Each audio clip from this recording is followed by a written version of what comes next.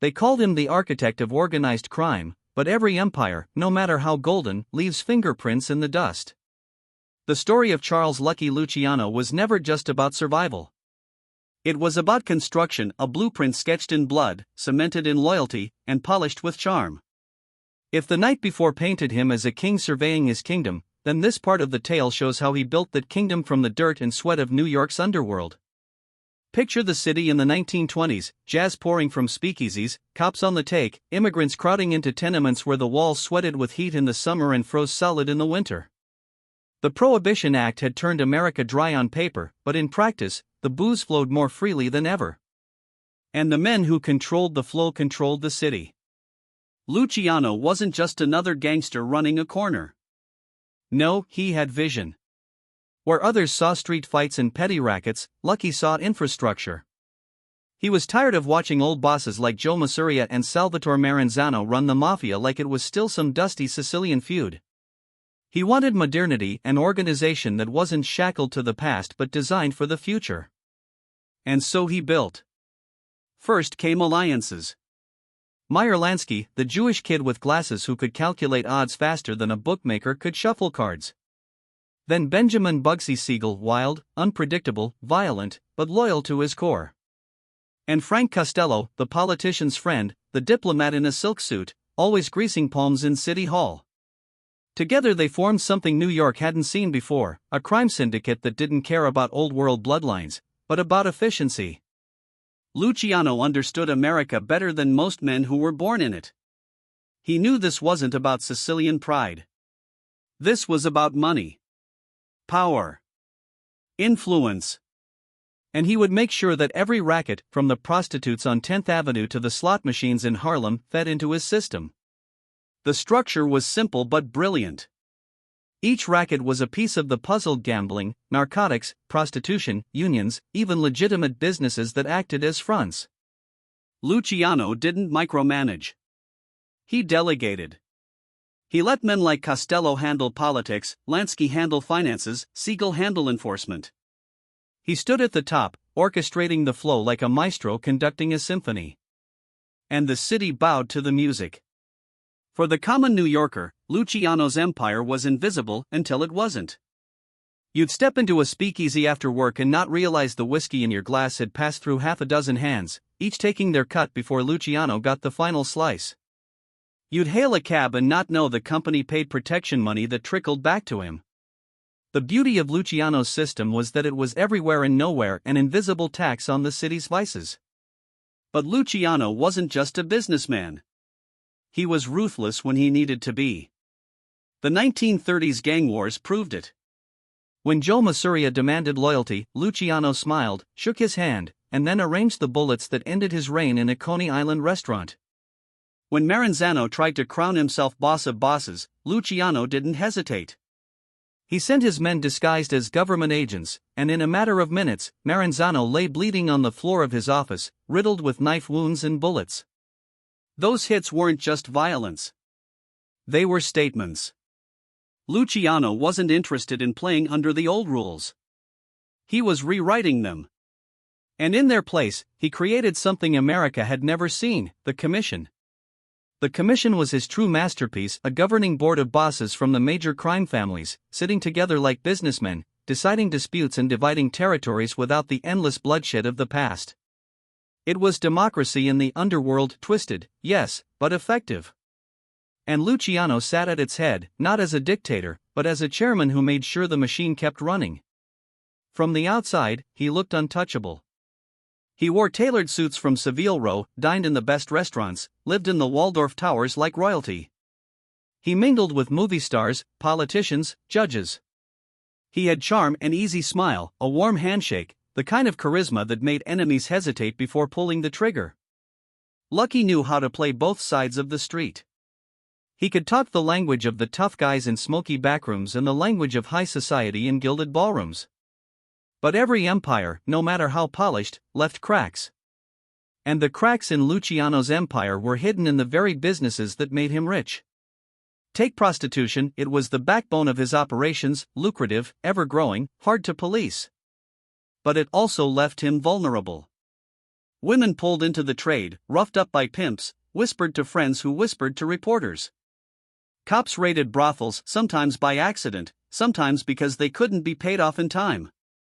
And though Luciano had his lieutenants keeping the operation clean, the sheer scale of it meant exposure was inevitable. Then there were the unions. Luciano had his fingers deep in the garment district, in the docks, in the construction trades. He controlled strikes, work stoppages, deliveries. But unions meant people. And people talked. Each layer of his empire added another mouth that might one day open to the wrong set of ears. Still, in the 1930s, it felt unstoppable. Luciano's empire was bigger than anything the old Sicilian dons could have imagined. From Havana to Hollywood, his influence stretched like a shadow. Even in prison yards across the country, men whispered about Lucky like he was still pulling strings from a throne. And Lucky? He believed his own myth. He believed he had designed a machine too perfect to break, too large to topple. He had built something beyond any single man's reach, something woven so deeply into the fabric of New York that pulling one thread would unravel the entire city. But history doesn't bend to ego.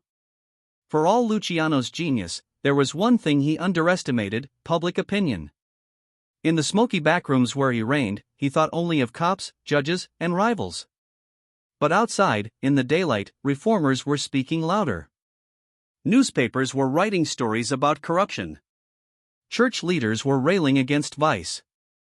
And ordinary citizens, tired of their neighborhoods being run by rackets, started to see men like Luciano not as Robin Hoods, but as parasites. That shift would give power to a new kind of enemy, one not from the streets, but from the courtroom. Yet on nights like these, when Luciano sat with Lansky over a glass of bourbon, when Siegel cracked jokes too loud in a corner booth, when Costello charmed politicians with his smooth talk, Lucky felt invincible. His voice carried the tone of a man who had won. He leaned across tables and told his men, "We ain't just running rackets. We're running America. And America don't even know it." That was the heart of it, confidence so strong it blurred into arrogance. A belief that he had not just built an empire, but built it to last. And maybe, for a time, it did. But the cracks were already there, faint lines waiting for the right hammer to strike.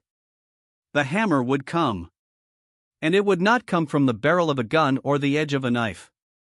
It would come from something Luciano had always dismissed: a clean-cut prosecutor with a hunger for justice and a city finally ready to listen. But that part of the story, well, that's still waiting in the shadows. For now, the empire stood tall. Golden. Untouchable. At least, that's how Lucky wanted it to look. It wasn't the cops who scared Luciano, it was the whispers on the corner, the ones that reached the wrong ears at the wrong time. For a man like Lucky Luciano, power wasn't about the gun in your hand, it was about silence. As long as the streets stayed quiet, his empire thrived. But in New York, silence never lasted. At first, it was small things. A newspaper column here, a sermon there. Priests in Little Italy warning mothers about the demons who lured their sons into gambling dens.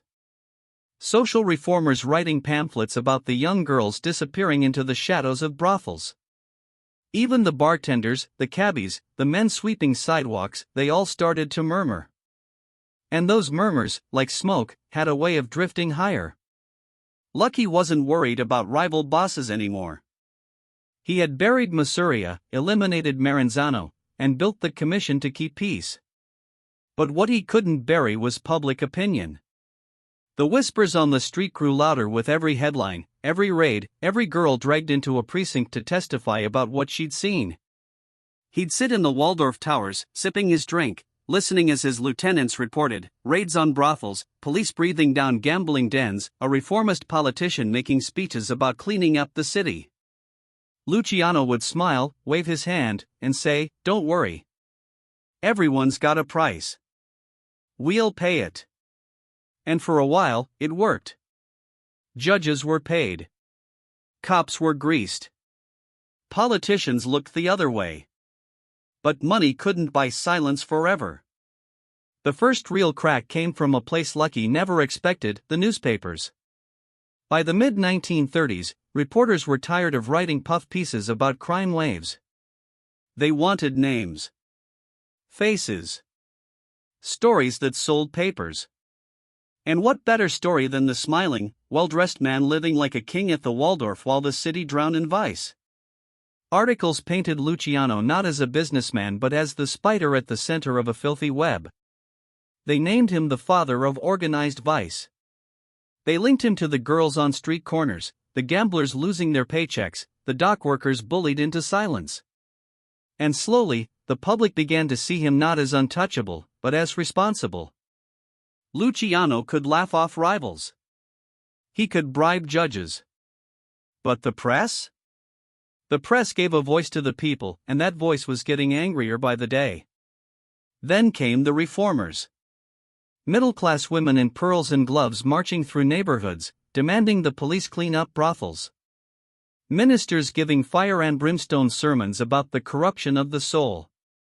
Even ordinary citizens, men who once quietly paid protection money, started to complain. A city that had tolerated vice for decades was now restless. And when the streets get restless, politicians take notice. That's what brought a name into Lucky's life he couldn't ignore: Thomas E. Dewey. But before Dewey walked in, the streets themselves were already shifting under Luciano's feet. Take the brothels. For years, they were cash machines, hundreds of girls, dozens of houses, all kicking up to the boss. But the bigger the operation, the harder it was to hide. Detectives raided one, then another, dragging women out in the middle of the night. And women talk. They talk when they're angry, when they're scared, when they've had enough. One girl, roughed up by her pimp, whispered to a friend. That friend whispered to a cop she trusted. Soon enough, testimony began to build. Names, addresses, faces. And at the top of every chain, Luciano. Inside his circle, men began to grumble too.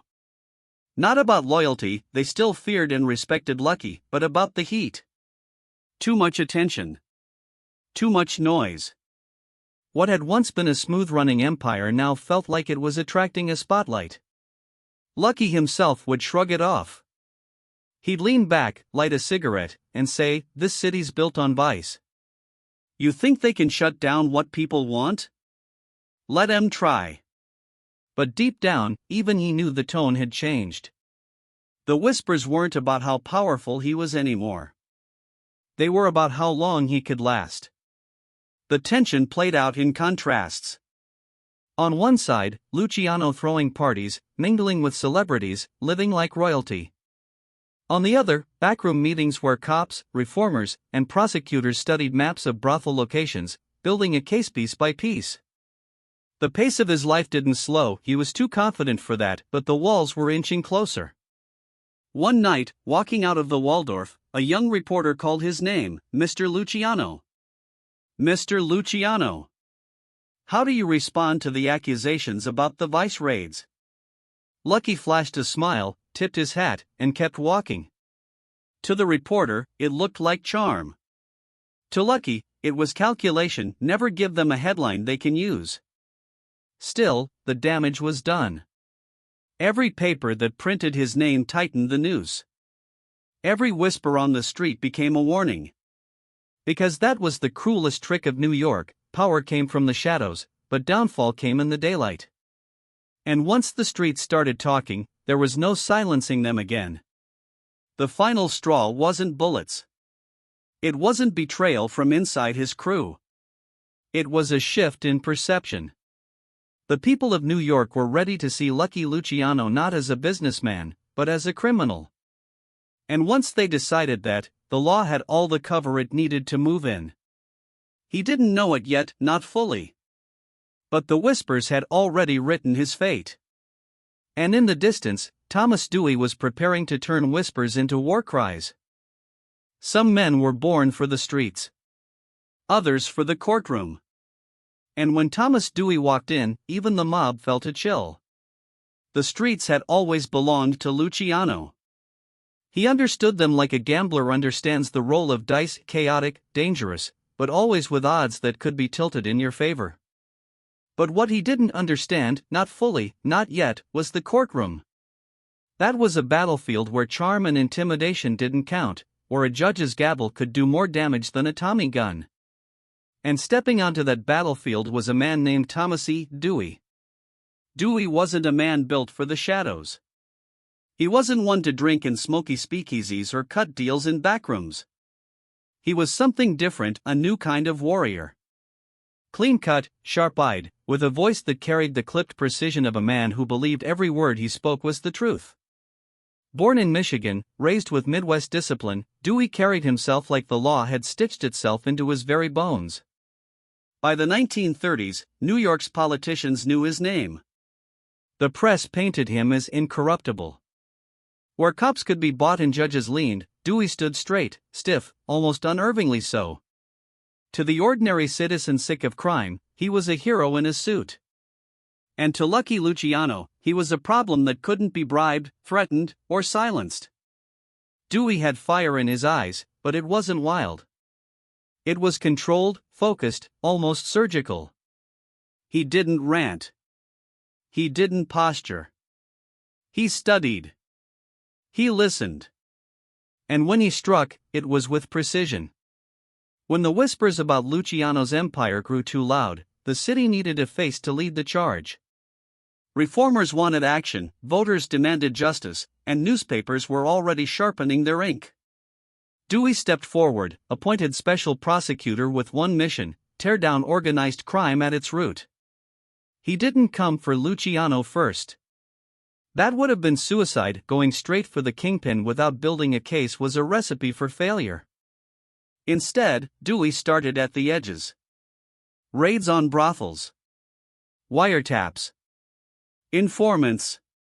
He sat across from frightened girls dragged out of dingy apartments, listening patiently as they spoke in halting voices about the pimps who beat them, the businessmen who collected envelopes.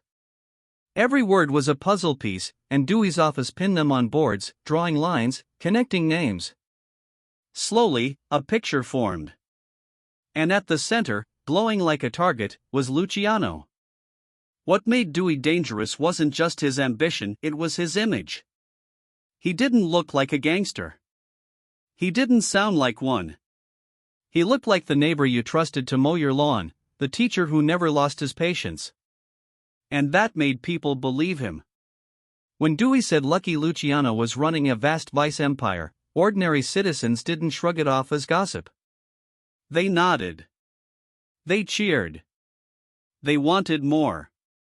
Lucky heard the name rising in the papers: Dewey, Dewey, Dewey. At first, he laughed. Another reformer. Another headline chaser. They all fall in line eventually, he told his men. But Dewey wasn't like the others. He didn't want envelopes of cash slipped under tables. He didn't want favors. He wanted something bigger, a legacy. To Dewey, Luciano wasn't just another gangster. He was the symbol of everything rotten in New York: the corruption, the fear, the hidden taxes on the working class. Taking him down wouldn't just be a victory in the courtroom. It would be a coronation in the political arena. And so Dewey worked like a man possessed. Days blurred into nights in his office. He memorized case files, rehearsed arguments, studied precedents. His assistants described him as relentless, almost machine-like. When others went home, Dewey stayed, cigarette smoke curling above his desk lamp as he read witness statements for the 5th time. To Luciano's world, he was an alien. Gangsters understood threats, payoffs, alliances. But what do you do with a man who wanted none of that? What do you do with a man who looked you in the eye, calm as a priest, and said, "I'll see you in court"? For the first time, Luciano felt the air shift. It wasn't fear, not yet. But it was irritation, the way a king feels when a peasant dares to speak too loudly in his halls. He dismissed Dewey publicly, telling his men, "He's just another headline." Headlines don't last. Power does. But privately, he began asking questions. Who is this Dewey? Who backs him? How far will he go? The answers were unsettling. Dewey was backed by reformers with money, by citizens with votes, by newspapers with ink that could stain a man's reputation beyond repair. And unlike rival bosses, Dewey wasn't going to vanish with a payoff or disappear after a drive-by shooting. If you killed him, he'd become a martyr. If you bribed him, he'd spit in your face. No, this was different. The pacing of the story shifts here. Luciano, calm and reflective, still playing the part of the untouchable king, now faces a rising tension he can't wave away. Dewey's investigations grow sharper. His witnesses braver. And with every headline that shouted special prosecutor targets vice-ring, the city leaned more toward Dewey's side. There was even talk on the streets, ordinary men in bars raising glasses to Dewey, calling him the man who might finally clean house. That was new. The streets had never rooted against Lucky before. But now it wasn't about bullets or rackets. It was about hearts and minds. And Dewey had both. One night, Luciano sat with Frank Costello, Lansky, and Siegel, the smoke thick around the table. "This Dewey," Lucky muttered, "he thinks he's bigger than the streets. But the streets are mine. Always will be." Costello, ever the diplomat, leaned in. "Maybe, Charlie. But the people? They're starting to believe in him. And belief's a dangerous thing." Luciano waved him off, but the words lingered.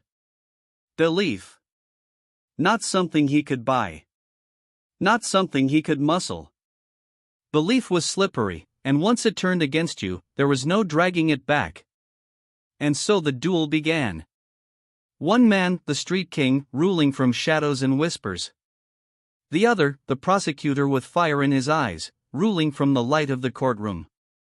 It wasn't gunfire that echoed now. It was typewriters clacking in Dewey's office, pens scratching across testimony sheets, footsteps in court hallways. A new kind of war had begun, and Luciano didn't yet realize just how unprepared he was for it. The fire in Dewey's eyes was not just ambition, it was destiny. And destiny, once awakened, doesn't rest until it's satisfied. In the underworld, whispers are more dangerous than bullets. And the whispers said the law was coming for Lucky Luciano. The year was 1936, and the walls around Luciano's empire were beginning to shift, though at first he didn't notice. To him, the city still felt the same, speakeasies buzzing, money flowing, his men walking the streets with the quiet arrogance of untouchable kings. But beneath the surface, the ground was cracking.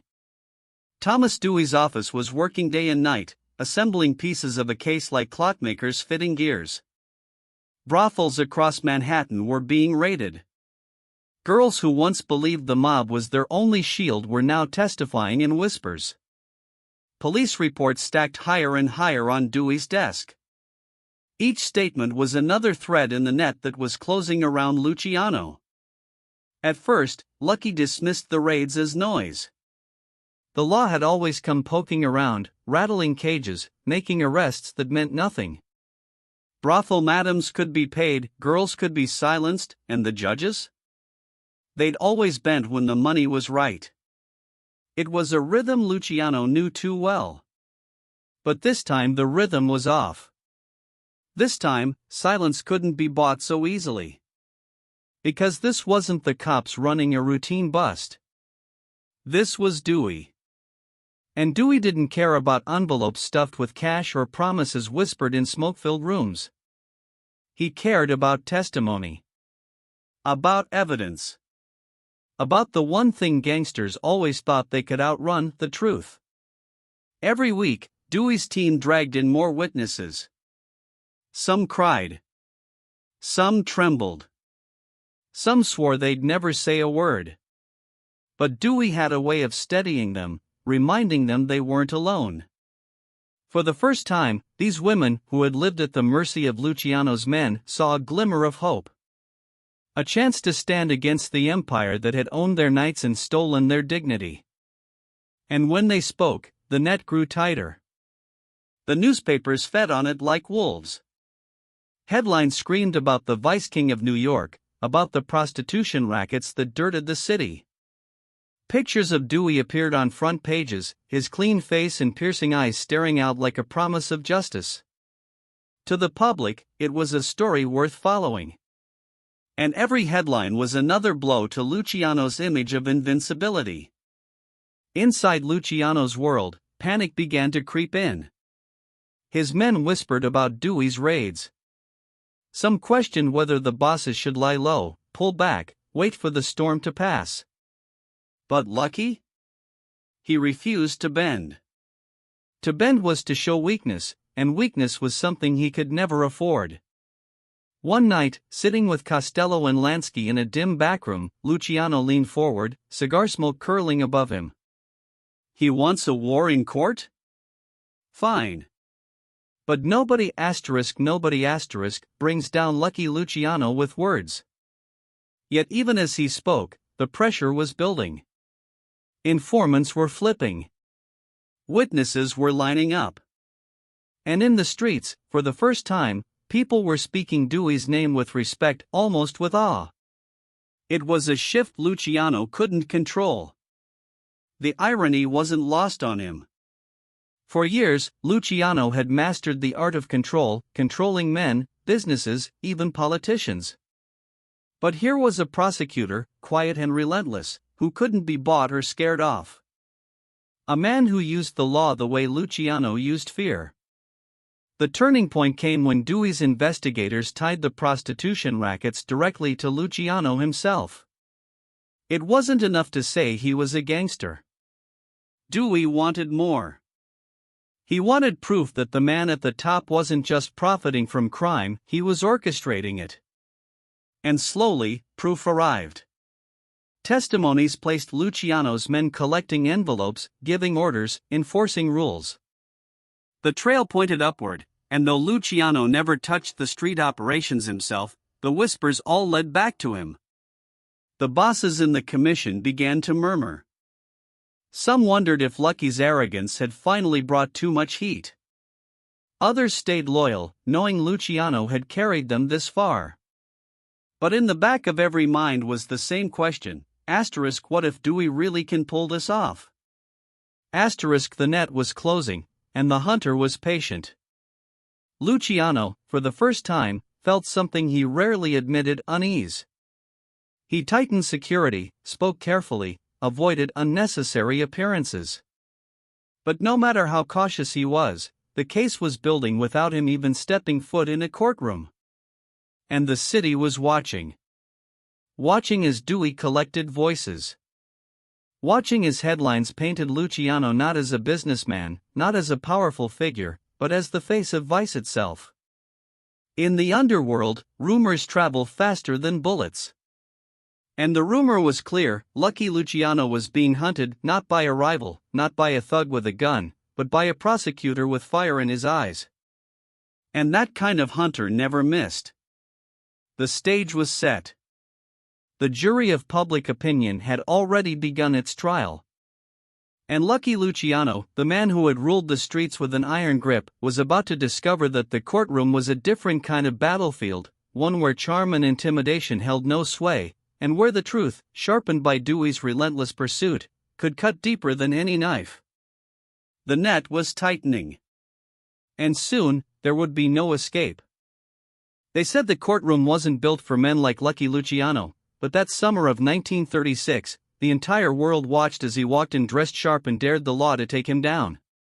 The summer heat in New York City was unforgiving in 1936, but nothing compared to the firestorm building inside the courtroom where Salvatore Lucky Luciano was about to face the fight of his life. Newspapers were calling it the trial of the century. Crowds gathered outside every day, pushing against police barricades, desperate for a glimpse of the man who for years had moved unseen, ruling from the shadows. Now he was on display, walking into court in fine suits, polished shoes, his head held high as if the entire spectacle was just another meeting in one of his clubs. The courthouse itself had become a theater. Reporters lined the benches. Sketch artists scribbled furiously. Flashbulbs exploded as photographers captured every angle of Luciano's calm face. The jurors, 12 men plucked from ordinary lives, now found themselves in the center of history. And at the head of it all sat Thomas Dewey, the relentless prosecutor who had built this moment piece by piece. Dewey wasted no time. His opening statement was sharp, precise, delivered with the cold confidence of a man who knew he had the city behind him. He painted Luciano not as a businessman, but as the mastermind of a sprawling web of prostitution rackets that dirted the city's soul and preyed on women who had no voice. He pointed at Luciano and called him the dictator of vice. Every word landed like a hammer. The jury listened. The audience leaned forward. Reporters scribbled their headlines. And Luciano? He sat back, his face a mask of indifference, only a slight smirk playing at the corners of his mouth. To him, this was just another negotiation, another room where power had to be balanced. If Dewey was the hunter, Luciano was determined to play the wolf. But Dewey wasn't playing. Witness after witness was called. Women who once worked in the brothels, madams who once served Luciano's men, enforcers who had collected envelopes, all took the stand. Some spoke with trembling voices, afraid of what the mob might do.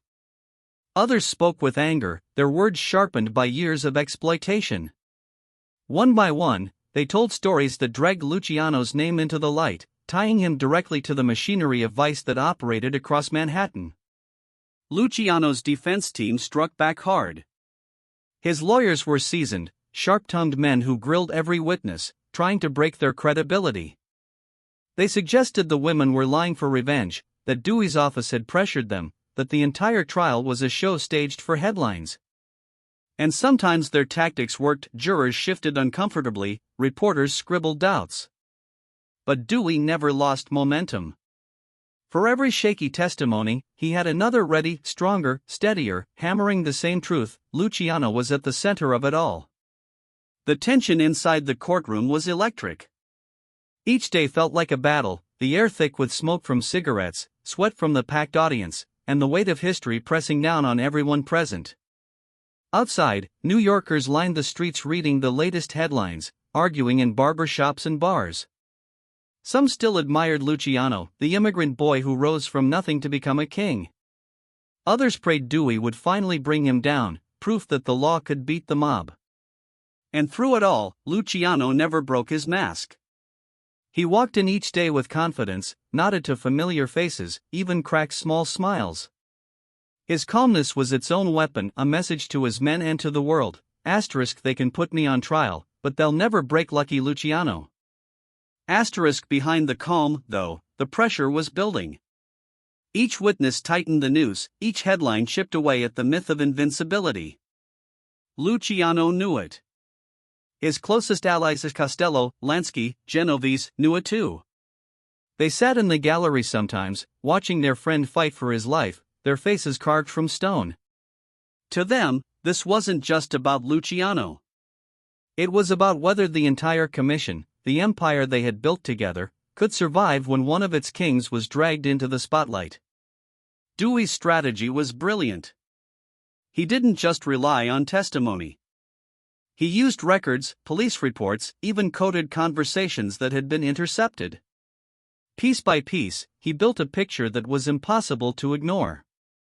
By the end of the third week, the jury wasn't just listening, they were leaning toward belief. The defense countered with Luciano's own story. They painted him as a legitimate businessman, a man too busy with restaurants, nightclubs, and investments to be managing street-level operations. They reminded the jury that Luciano had no direct hand in the brothels, no paper trail, no written orders. It was a battle of perception. Was Luciano the untouchable boss, or was he being framed by ambitious prosecutors hungry for glory? As the trial stretched on, fatigue set in. Jurors grew weary. Reporters grew restless. And even the city seemed to hold its breath. But Dewey never let go. His closing argument was a performance for the ages. He spoke of justice, of the women who had been silenced for too long, of the arrogance of a man who thought himself above the law. He pointed to Luciano not with anger, but with icy certainty, and told the jury, this man is guilty. And if he walks free, then the law means nothing. Luciano's lawyers fired back with passion. They attacked the credibility of the witnesses. They accused Dewey of ambition. They argued that no real evidence tied Luciano to the crimes. They told the jury that convicting him would be convicting on rumor, on whispers, on nothing solid. Their words rang out fiery and desperate, a final stand against the tidal wave Dewey had unleashed. When the jury retired to deliberate, the city held its breath. Hours stretched into days. And when the verdict finally came, the streets erupted with noise. Guilty. Luciano, the man who had built himself into a king, was convicted on 62 counts of compulsory prostitution. The courtroom shook with the weight of it. Some cheered. Some wept. Luciano himself only nodded, his face unreadable. Later, he would say he expected it, that the fix was in, that no jury could resist Dewey's charm. But in that moment, history had shifted. The mob's untouchable boss had been touched. Dewey stood tall, his reputation cemented. He had brought down the most powerful gangster in America without firing a shot, and in doing so, he had changed the battlefield forever. Luciano was led out in handcuffs, his head still high, his voice calm. "Don't worry, boys," he reportedly told his men. "This ain't the end." But for the first time, the King of New York was not walking free. The trial of the century had ended, and the world would never see him the same way again. They thought prison would silence him, but even behind bars, Lucky Luciano's shadow stretched over New York like an iron chain. When the gavel fell and the sentence was announced, the weight of it was staggering. Salvatore Lucky Luciano, the architect of modern organized crime, was condemned to serve a prison term of 30 to 50 years. The words echoed through the courtroom like a death sentence, though everyone knew that men like Luciano never really died behind bars. They adapted. They transformed. They found new ways to keep their empire breathing. As he was led away in handcuffs, reporters shouted questions, flashbulbs erupted, and onlookers strained to catch one last glimpse of the man who had once commanded the city's underworld with a flick of his wrist. But Luciano didn't flinch. His stride was steady, his face unreadable, as if even this moment had been calculated long ago. His men saw it too, the quiet message in his walk: power does not end here. Prison life could have been a humiliation. For many bosses before him, it had been the end. A cell reduced them to whispers, their organizations crumbling in the absence of leadership. But Luciano was different. From the moment he entered Clinton Correctional Facility in Dannemora, he began to shape his new reality. Guards were bribed, privileges were arranged, and word soon spread that Lucky was still lucky, even on the inside. His prison cell became less of a cage and more of a command post. Visitors came often lawyers, relatives, even businessmen with legitimate concerns. But beneath the surface, messages were exchanged, orders were given, and strategies were whispered. Luciano had built the commission so the empire could run without him, but that didn't mean he intended to sit idle. On the outside, Frank Costello stepped into a role of increasing authority, smoothing political alliances, keeping the politicians and cops on the mob's payroll happy. Meyer Lansky, ever the financial genius, ensured the rivers of money kept flowing. And Vito Genovese, hungry and ambitious, lingered like a shadow, waiting for his chance. Luciano's absence was a test of the commission's strength, and remarkably, it held. The empire did not collapse. Instead, it evolved. But prison was not without its dangers. Luciano had enemies on the outside and inside. Some inmates wanted to make a name by testing him. Others whispered about opportunities. After all, a king behind bars was still vulnerable. Yet Luciano's charisma, his sharp mind, and his willingness to reward loyalty ensured that even within prison walls, he commanded respect. Soon, fellow inmates sought his protection. Guards looked the other way when favors were exchanged. Luciano had turned a cage into a fortress. Meanwhile, the world outside continued to shift. The 1930s bled into the 1940s, and the shadow of World War II loomed over America. For most gangsters, global politics meant little. But for Luciano, it would prove to be the greatest twist of fate. In 1942, the United States government faced an unexpected crisis. German submarines lurked off the East Coast, sinking American supply ships, threatening the war effort. New York Harbor, the lifeline of the nation, suddenly seemed vulnerable.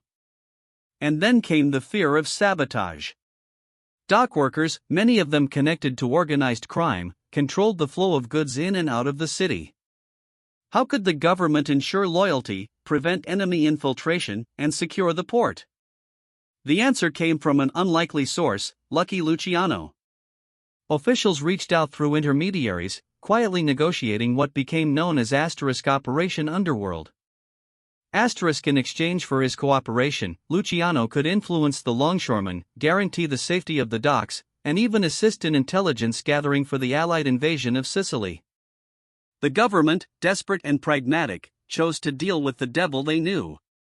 From his cell, Luciano extended his reach further than ever. Messages flowed through his trusted men, Costello, Lansky, and others, ensuring smooth communication between the mob and military intelligence. Ships sailed safely. Information was exchanged. And when American forces prepared to land in Sicily, it was rumored that Luciano's contacts helped pave the way, softening resistance by leveraging old mafia loyalties on the island. To the public, it was invisible. But in the underworld, the whispers grew. Even in chains, Luciano commanded nations. The irony was undeniable. Declared guilty in the courtroom, he was now indispensable in the war room. By 1945, with the war nearing its end, Luciano's value was undeniable. His lawyers seized the opportunity, arguing that his contributions to the war effort merited a reconsideration of his sentence. Politicians, always aware of favors owed, began to shift. And in 1946, Governor Thomas E. Dewey, the same man who had once sent him away, commuted Luciano's sentence on the condition of deportation. Luciano had won his freedom, but at a cost.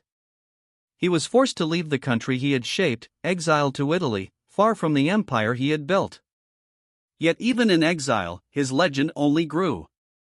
Inside prison, he had proven something critical: true power was not measured by walls, bars, or distance. Power was influence. Power was loyalty. Power was the ability to make the world move even when you could not.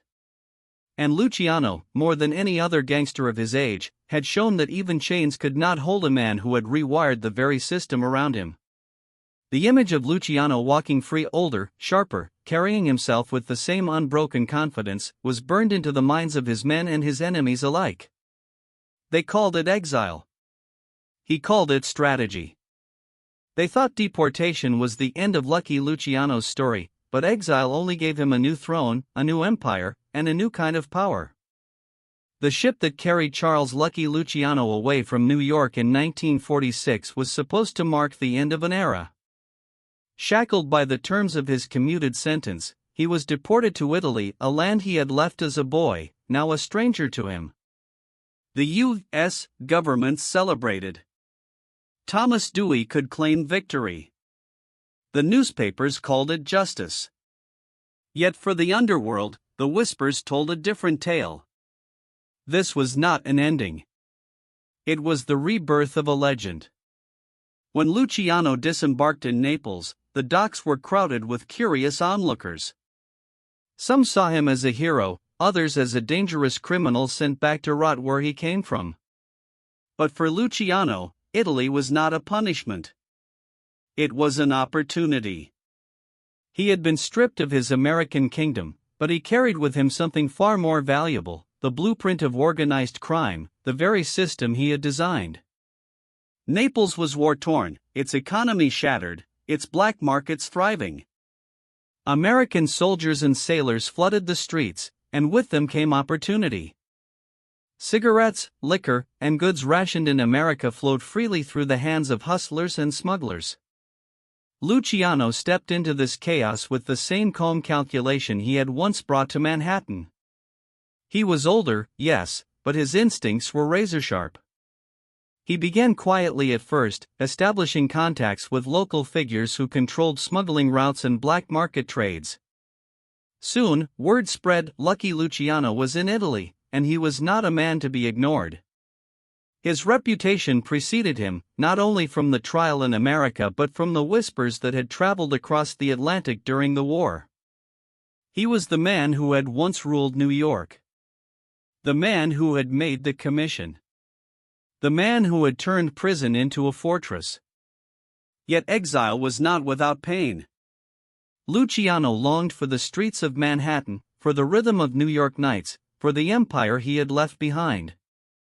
Letters from Meyer Lansky and Frank Costello kept him informed. The commission still operated, the money still flowed, but Luciano was forced to watch from afar, his influence more subtle than direct. Still, he found ways to assert control. Visitors traveled to him, lawyers, emissaries, trusted lieutenants carrying messages. His words still shaped decisions, even from thousands of miles away. And Italy gave him something new, a bridge. From Naples, his reach extended beyond America into Europe and beyond. The drug trade, which had simmered quietly in the background of the Mafia's enterprises, became his focus. Heroin flowed from the Middle East through Sicily and Naples and across the ocean to America. Luciano's genius was not just in making money, it was in building networks that transcended borders. He saw the world not as nations, but as territories, routes, and opportunities. The irony was sharp. America had exiled him to cripple his power. Instead, they had given him a new empire, an empire that would outlive him, an empire built on international trade that dwarfed the old rackets of bootlegging and gambling. Luciano had once been the architect of the modern American Mafia. Now, from exile, he became the architect of global organized crime. But exile also brought vulnerability. In America, Luciano had been untouchable, surrounded by loyal soldiers and layers of protection. In Italy, the political climate was volatile. The Sicilian Mafia, though weakened by Mussolini's purges during the fascist regime, was regaining strength in the aftermath of war. Some welcomed Luciano as a brother, a connection to the wealth and power of America. Others saw him as a threat, an outsider returning with too much influence. Luciano navigated these tensions with the same mix of charm and menace that had always defined him. He built alliances with Sicilian bosses, offering them a share in the transatlantic trade. He negotiated with Neapolitan clans who controlled the docks and smuggling routes. Slowly, carefully, he wove himself into the fabric of Italy's underworld, not as a conqueror, but as a partner. He knew better than to challenge traditions head-on. Instead, he offered opportunity, and opportunity was irresistible. Meanwhile, in America, the mob was changing. Frank Costello emerged as the prime minister, guiding the commission with political savvy. Lansky continued to expand into gambling in Havana and Las Vegas. But Vito Genovese, cunning and ruthless, plotted from the shadows, eager to seize the throne. Luciano watched from afar, his influence felt but his hands tied. The empire he had built was strong, but he knew one truth that haunted him: distance was dangerous. Exile forced Luciano into a paradox. He was more powerful than ever, commanding routes that spanned continents. Yet he was also more isolated than ever, unable to walk the streets he loved, unable to enforce loyalty with his presence. He had built a machine that could run without him, but every machine needed maintenance. Every empire needed a king. And Luciano was a king in exile. Still, he refused to fade into irrelevance. His name carried weight in every major decision. His approval or disapproval echoed across oceans. When disputes arose within the commission, emissaries still consulted him. His blessing was currency. His silence was warning. And so the paradox deepened. The man deported to Italy to end his influence instead became the ghost haunting the very empire he created. His shadow stretched from the alleyways of Naples to the casinos of Havana, from the ports of Sicily to the streets of New York. Exile had not broken him. It had transformed him. By the late 1940s, Luciano had cemented his place as the unseen architect of a new era. His empire was no longer confined to one city or one country. It was global, resilient, and deeply entrenched in the veins of commerce and crime. He had once ruled from smoky rooms in Manhattan. Now he ruled from the shadows of exile, proving once more that Lucky Luciano was never truly defeated. In 1946, the world's most powerful gangsters gathered in one place. Havana wasn't just a meeting, it was the Mafia's first international boardroom. The city of Havana in the late 1940s was a paradise cloaked in neon lights, mambo rhythms, and endless casinos. American tourists flooded its streets, drawn by the promise of gambling, rum, and a taste of freedom away from the restrictions of home. But behind the glittering facade, a darker agenda was being prepared. Havana was about to host one of the most secretive and consequential meetings in organized crime history, the gathering of the world's most powerful mobsters, known simply as the Havana Summit. The man pulling the strings from exile was none other than Lucky Luciano. Though deported to Italy, Luciano's reach had not been cut. With the help of Meyer Lansky, his most trusted and brilliant ally, he arranged the summit in Cuba, a neutral ground where mobsters could gather without the scrutiny of American authorities. For Luciano, Havana was more than a meeting, it was his chance to prove that exile had not ended his reign. When Luciano arrived in Havana, his entrance was theatrical. Journalists and socialites whispered of his presence, and the underworld buzzed with anticipation. For the first time since his deportation, he stood once again among the bosses who owed their careers to him. It was not merely nostalgia, it was a declaration: Lucky Luciano was still in command. The guest list read like a roll call of the Mafia's titans: Frank Costello, the political mastermind; Joe Adonis, the loyal friend; Vito Genovese, lurking with ambition; Albert Anastasia, the Lord of Murder Incorporated; and, of course, Meyer Lansky, the brains who had built the Havana gambling empire brick by brick. Each man arrived not only to pay respect but to stake his claim in the future of organized crime. The summit unfolded at the luxurious Hotel Nacional, its grand halls echoing with secrets and negotiations. Guards lined the perimeter while Cuban officials, well paid for their silence, looked the other way. Inside, the atmosphere was electric.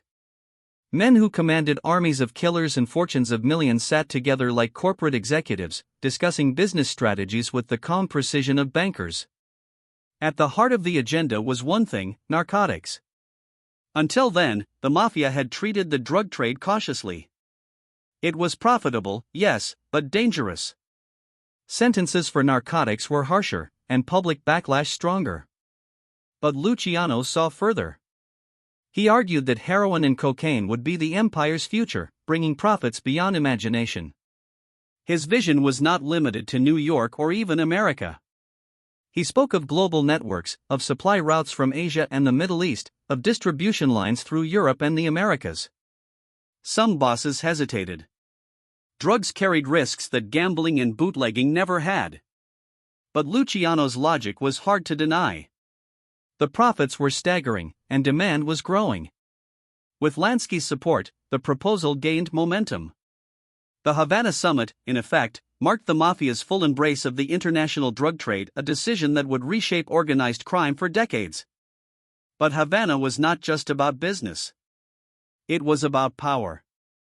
Luciano wanted more than approval for narcotics. He wanted recognition as the supreme figure of the Mafia, even in exile. His return to the center stage was carefully choreographed. He hosted lavish banquets, charmed Cuban officials, and even arranged a legendary performance by Frank Sinatra, the rising star rumored to have deep ties to the mob. The message was clear: Luciano was untouchable, celebrated, and still the man at the top. Yet beneath the glamour, shadows moved. Vito Genovese, ever the schemer, attended the summit with a different agenda. To him, Luciano was weakened by exile. His time had passed.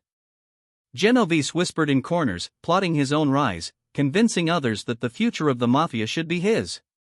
For Luciano, Havana was both triumph and warning: his empire was loyal, but loyalty had limits, especially with predators like Genovese circling.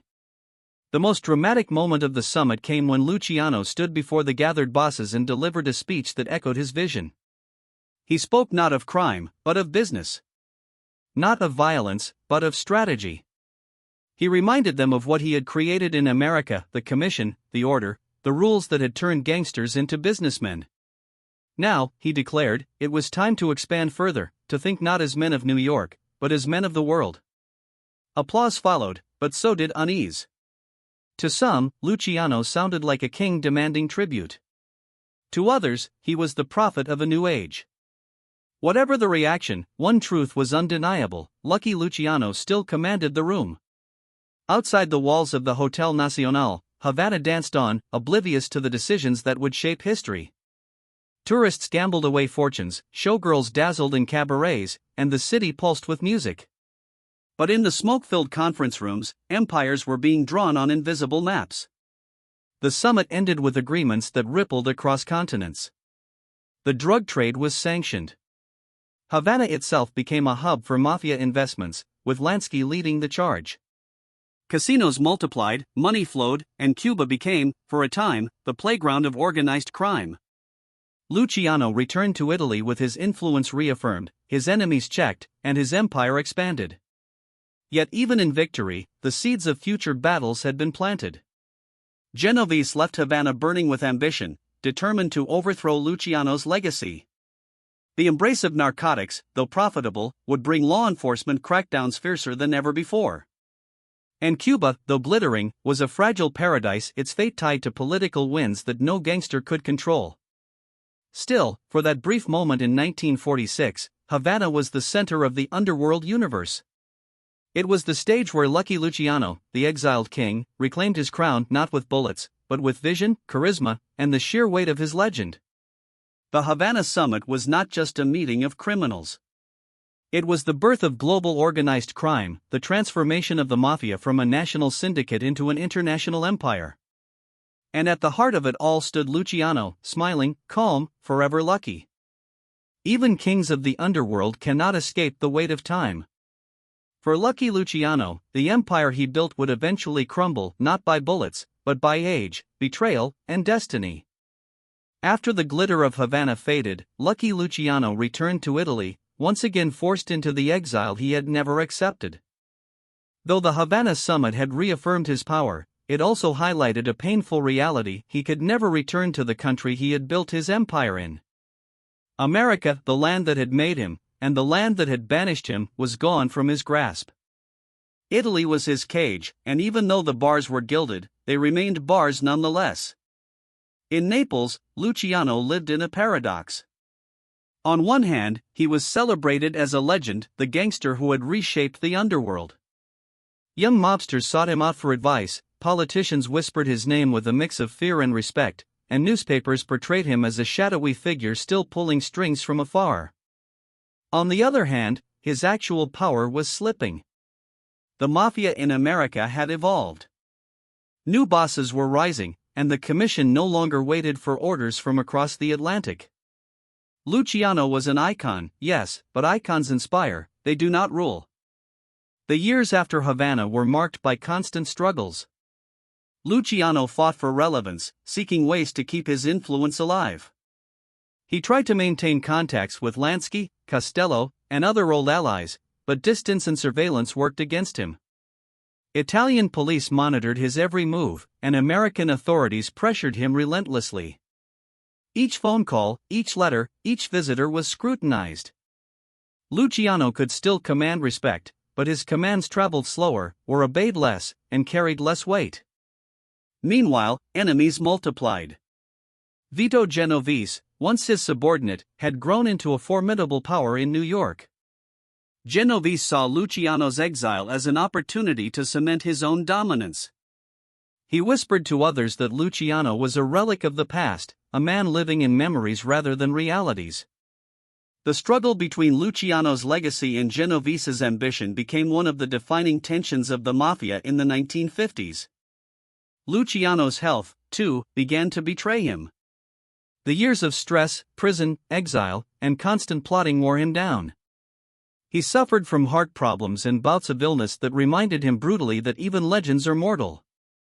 He had always lived with the idea that luck was on his side, that fate had marked him for survival. But now, with every passing year, his body told him otherwise. Still, Luciano refused to fade quietly. In Naples, he built a life that straddled legitimacy and underworld myth. He entertained visitors at the Excelsior Hotel, holding informal court where businessmen, gangsters, and admirers would gather to hear his stories. He walked the streets with the calm confidence of a man who had once controlled empires. Even in exile, he dressed sharply, smoked fine cigars, and carried himself like a king without a throne. But beneath the surface, he struggled with regret. He missed America, the streets of New York, the neighborhoods where his name had once been spoken in reverence and fear. He longed for the nights of Harlem clubs, the smoky rooms where deals were struck, the commission meetings where he sat at the head of the table. In Italy, he had power in image but not in reality. He was a lion in a cage, roaring loudly but unable to hunt. The end came not with bullets or betrayal, but with something far more ordinary, his heart. On January 26, 1962, Luciano collapsed at Naples International Airport, just after meeting with a film producer who wanted to tell his life story. It was a strangely fitting end, dying at the moment his legend was being prepared for the silver screen. The man who had always been larger than life fell not in violence, but in a quiet, almost cinematic moment. News of his death rippled across the world. In America, gangsters and politicians alike paused. Some mourned, others celebrated, but all acknowledged the passing of an era. In Sicily, young mafiosi raised glasses in his honor, whispering that without Luciano, the mafia would never have become what it was. In New York, men who had once served him reflected on the empire he had built and how it had changed since his exile. Luciano's funeral was unlike any other. Crowds gathered in Naples, drawn by curiosity, respect, or fear. Police watched carefully, wary of the gathering of so many underworld figures. His coffin was eventually sent to America, where, after years of exile, he was buried in the soil he had always longed for. In death, he returned to the country that had rejected him in life. His legacy is complicated, as all great legacies are. To some, Lucky Luciano was a ruthless criminal who flooded streets with drugs, blood, and corruption. To others, he was a visionary, the man who transformed disorganized street gangs into a structured syndicate that operated like a multinational corporation. He brought order to chaos, rules to anarchy, vision to brutality. Whether admired or condemned, his impact is undeniable. Luciano's decline and death are a reminder of the limits of power. Even the most feared, even the most respected, cannot outweigh time. His story is one of rise, triumph, exile, and inevitable fall. Yet unlike many gangsters who died in alleys or prison cells, Luciano died on his own terms, still dressed in a suit, still meeting with men who wanted to tell his story. For a man who lived by image, perhaps there was no better ending. And so the legend of Lucky Luciano lives on, not only in the annals of crime, but in the imagination of the world. His name became a synonym for the mafia itself, his strategies a blueprint for generations of mobsters, his charisma a model for crime bosses in films, books, and stories. His empire may have faded, but his myth endures. Lucky Luciano had always said that he was not the smartest, nor the toughest, but simply the luckiest. In life, that luck carried him further than most men could dream. In death, it secured him immortality. Some men leave money. Some men leave power. Lucky Luciano left an empire, a blueprint, and a legend that would outlive him forever. Lucky Luciano's life story, from the streets of Lecurafritti in Sicily to the boardrooms and alleys of New York, is more than a tale of crime. It is a story of transformation, innovation, and the raw power of vision. While his death marked the end of a chapter, it also signaled the beginning of a legacy that would reverberate across decades, shaping organized crime in ways both seen and unseen. Luciano revolutionized the mafia. Before him, the Italian-American gangs were fractured, violent, and disorganized. Turf wars erupted frequently, often weakening entire families and leaving power gaps exploited by rival factions.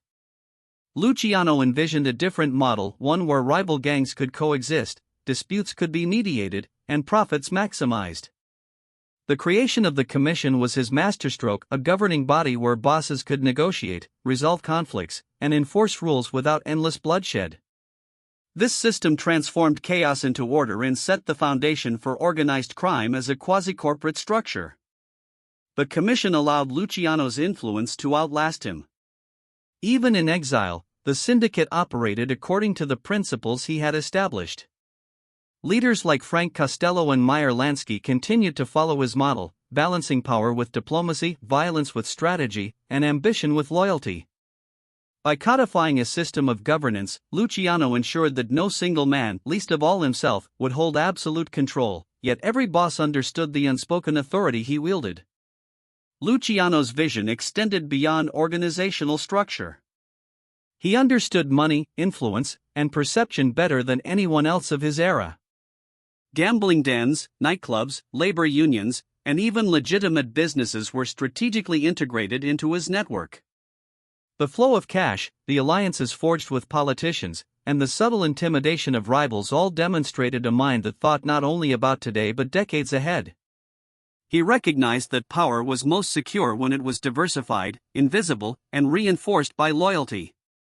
Even in exile, Luciano maintained the mystique that made him a symbol.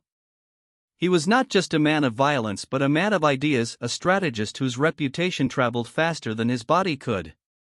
Young mobsters in America looked to him as the blueprint for success, studying the Commission's protocols, emulating his negotiation tactics, and learning to balance fear with respect. His influence was intergenerational, shaping decisions and behavior long after he had left Manhattan streets for good. Cultural influence was another pillar of his legacy. Films, books, and media portrayals of organized crime frequently drew inspiration from Luciano's life. Characters modeled after him appeared on silver screens, from Humphrey Bogart's nuanced mobsters to modern cinematic representations of cunning, charismatic crime leaders. Even outside the criminal world, Luciano's name evoked intelligence, daring, and the ability to bend environments to one's will. Hollywood immortalized him, turning his persona into a symbol of the mafia itself. His strategic foresight also influenced international operations. Luciano had pioneered cross-border networks, laying the groundwork for transatlantic drug trafficking and global syndicate coordination. Long after his death, the frameworks he built were utilized by criminal organizations in Europe, Latin America, and North America, often following his principles of delegation, compartmentalization, and covert communication. Luciano's approach to global organized crime became a textbook of sorts for ambitious gangsters worldwide. Yet his legacy is not without controversy. To law enforcement and society, he represented ruthless ambition, exploitation, and a web of corruption that ensnared countless lives. Women coerced into prostitution, competitors eliminated through violence, and politicians bribed to ignore crimes. These are permanent scars left by his actions. The duality of Luciano's legacy, a man who brought order yet thrived on exploitation, remains a subject of debate among historians and criminologists alike. Even politically, Luciano's impact resonates.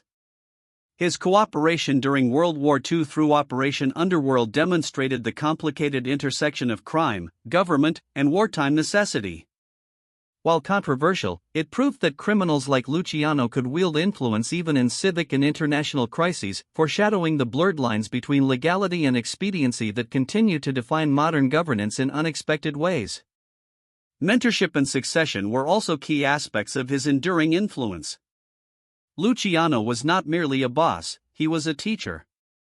He nurtured talents like Frank Costello, Meyer Lansky, and Vito Genovese, instilling in them principles that ensured the longevity of the network. Even as some of his protégés later became rivals, the structural and strategic lessons they carried preserved Luciano's vision, embedding his philosophy into the DNA of organized crime for generations. Luciano's life demonstrates a lesson about power itself. True influence is measured not by brute force alone, but by foresight, adaptability, and the ability to survive transitions. From the Lower East Side to the docks of Naples, from the smoke-filled clubs of Manhattan to the luxury of Havana, Luciano applied intellect to instinct, negotiation to violence, and vision to action. His story exemplifies the difference between chaos and order, between a mere gangster and a strategist who reshaped an entire criminal ecosystem. Even today, the shadow of Lucky Luciano lingers. The Mafia in America, though changed, still operates under principles he helped establish. Organized crime's global networks, the strategic use of influence, and the integration of legitimate and illegitimate enterprises all bear his fingerprints. Scholars, criminologists, and true crime enthusiasts continue to study him, dissecting his decisions, strategies, and the mythology surrounding his persona. Luciano remains a benchmark, a standard against which all ambitious criminals, historical or fictional, are measured. In the end, Lucky Luciano's legacy is a paradox. He was a man of brutality and benevolence, crime and strategy, failure and triumph. He left behind an empire that adapted without him, a legend that outlived his mortality, and a blueprint that continues to shape both reality and imagination. To understand organized crime, one must understand him not merely as a criminal, but as the architect of an enduring, ruthless, and remarkably sophisticated system. And that, ultimately, is why the name Lucky Luciano is etched in history not just as a gangster, but as a visionary whose shadow still looms large over the underworld decades after his death. Power, exile, triumph, and legacy. Lucky Luciano's life was a lesson in ambition, luck, and the fine line between order and chaos. As we step back and look at the life of Lucky Luciano, it becomes clear that his story is more than a tale of crime or notoriety. It is a chronicle of human ambition, ingenuity, and the complex moral landscape that surrounds power. Luciano's journey from the crowded, crime-filled streets of New York's Lower East Side to the gilded halls of Havana and the exile of Naples embodies both the allure and peril of absolute influence. His life forces us to question what defines leadership, loyalty, and legacy in a world where the rules are written by those bold enough to break them. Luciano's rise was meteoric. He transformed disorganized street gangs into a structured syndicate, creating a blueprint for modern organized crime that emphasized strategy over chaos. His creation of the Commission brought order to the underworld, demonstrating that negotiation and governance could be as effective as violence. Yet his brilliance was inseparable from his ruthlessness. The streets he controlled were governed by fear as much as respect, and loyalty came at a price. Luciano understood the balance of power, the subtle art of influence, and the consequences of betrayal, lessons that ensured his survival for decades. Exile tested that genius in unexpected ways. Deportation to Italy was supposed to diminish his reach, yet Luciano adapted with a calm pragmatism that few could match. From Naples, he extended his influence globally, overseeing international networks, guiding allies, and shaping the evolution of organized crime from afar. Havana demonstrated his ability to orchestrate an empire without physically being in the heart of it.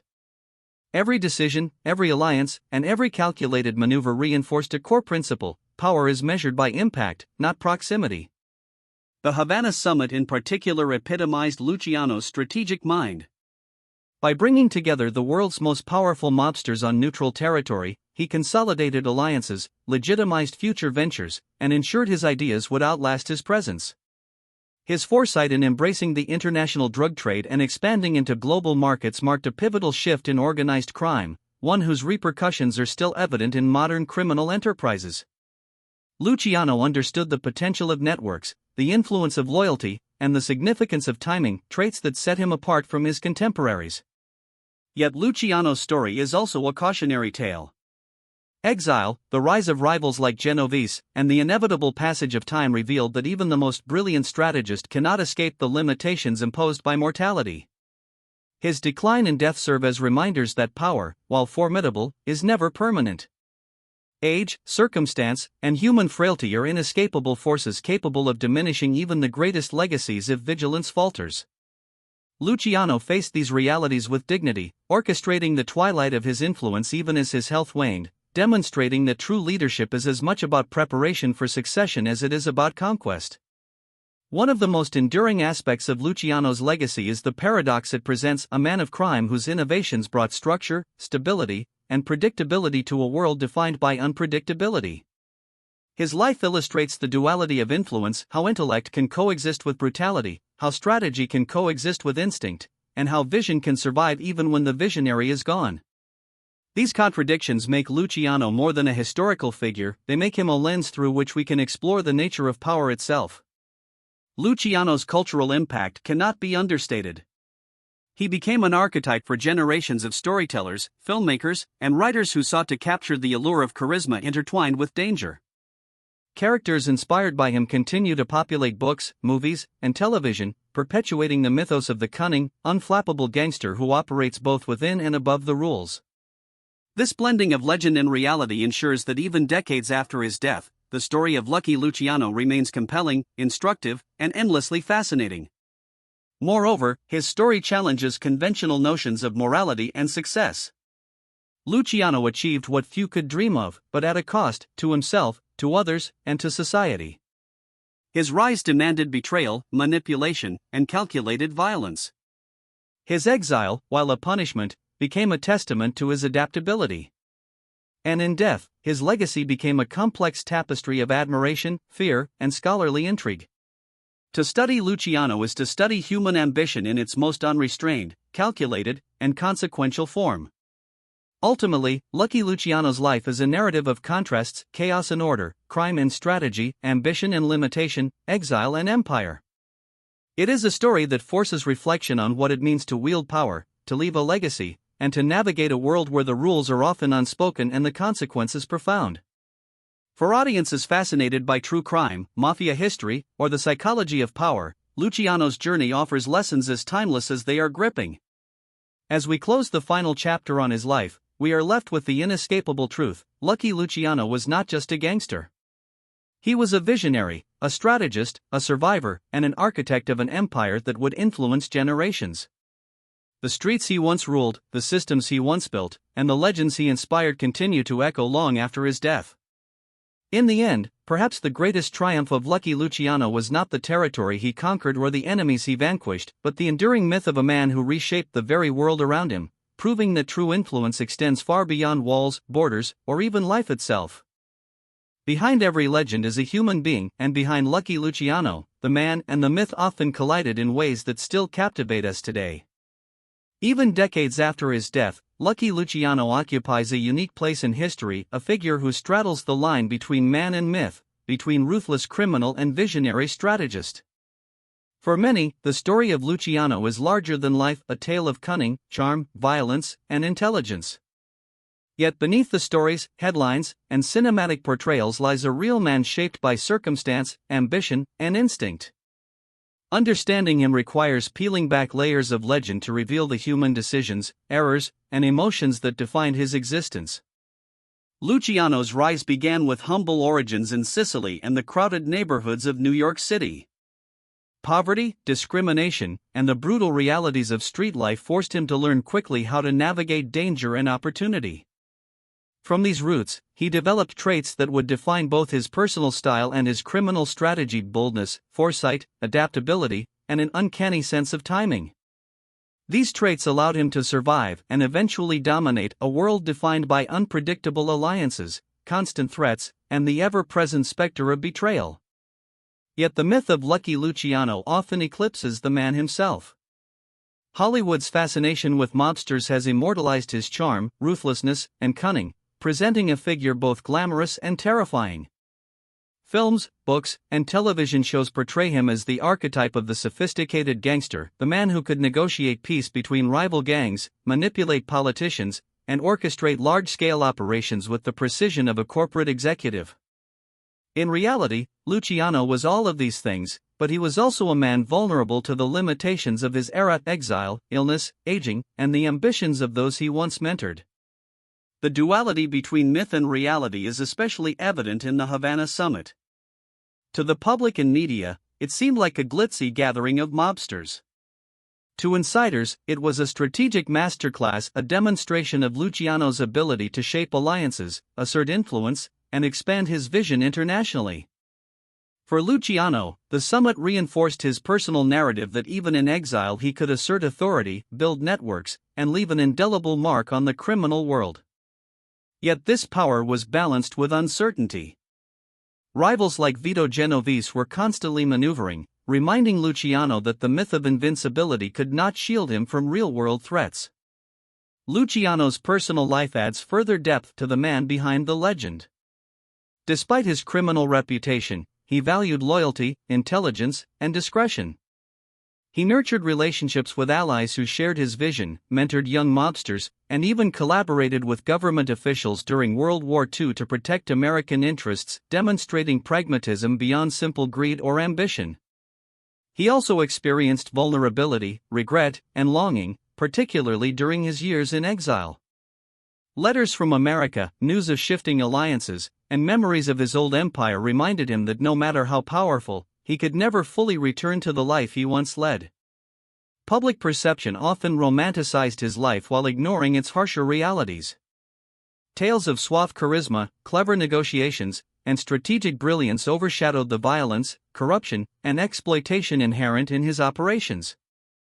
The dichotomy between the glamorous image and the grim reality fueled both fascination and criticism. Scholars and true crime enthusiasts study Luciano not only for his historical impact but also for what his life reveals about human ambition, morality, and the consequences of unchecked power.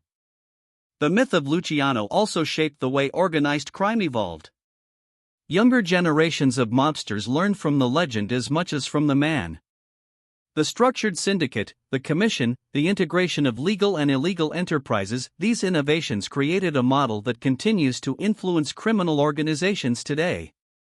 While the man eventually succumbed to age and health, the myth of his intelligence, ruthlessness, and vision became a blueprint for aspiring leaders. This enduring influence blurs the line between historical figure and cultural symbol, making Lucky Luciano simultaneously a man to study and a legend to revere or fear. Understanding Luciano requires embracing this tension. He was not merely a criminal, nor merely a myth, he was a strategist, survivor, visionary, and human being navigating an unforgiving world. His story challenges conventional interpretations of morality, power, and success, illustrating that influence often emerges from a combination of intellect, circumstance, and adaptability. The man made mistakes, faced setbacks, and endured exile. Yet the myth, reinforced by media, culture, and historical narrative, immortalized his life in ways that continue to resonate today. Even now, the name Lucky Luciano evokes a combination of fear, respect, and fascination. Historians dissect his tactics, true crime enthusiasts retell his exploits, and popular culture immortalizes his persona. But beneath all this, the human story remains compelling, a boy from Sicily who navigated poverty, crime, and betrayal to become a symbol of ambition, strategy, and influence, both feared and revered.